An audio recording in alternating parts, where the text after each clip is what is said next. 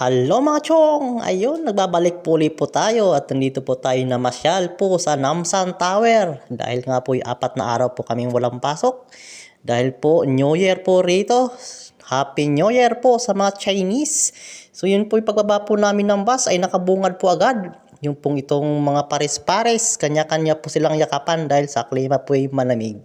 At yun nga ho, kung bago ka pa lang po rito, paki-like and share naman po para mas marami pa po tayong magagawang content.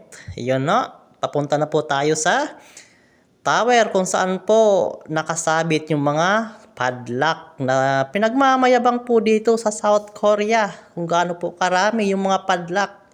Padlock po ay tungkol sa pag-iibigan.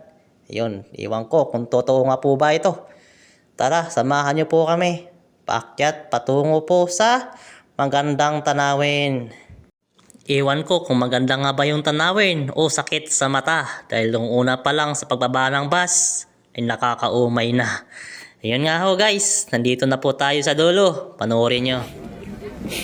Ayan, lumuhod na. Lumuhod na yan. Ay, mutanggit na yan. Antayin ko to. Mag-iwalay ito guys. Antayin ko to. Pag i-deny ng babae.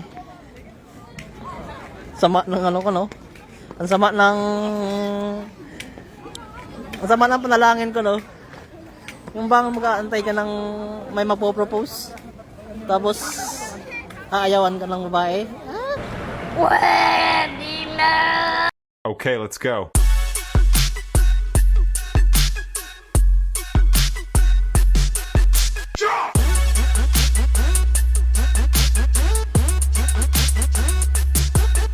Ito na nga ba yung sinasabi ko oh? Tingnan mo nga may nakakaumay.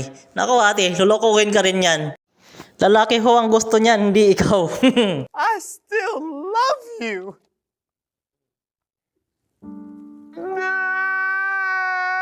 Na?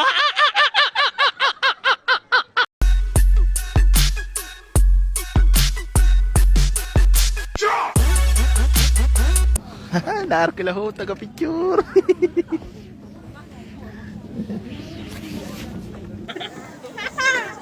Sunod na! Alala. Palihim na relasyon. Bakit palihim? Siyempre, nakatago. Nakatago. Naligaw ng pag-ibig. Naligaw na pag-ibig. Alin yan? Yan, naligaw na pag-ibig. Siya na po kasi mag-isa. Tapos ito, sobro sa pag-ibig. Are, kapit lang. Kapit lang. Bes. Kapit lang bis, kaya pa. Shit. Ayun mga chong, kung bago ka pa lang po rito, maraming salamat sa panonood at sana po susuportahan niyo pa po ako at paki-like and share na rin po. Maraming salamat po sa inyo. Peace po tayo.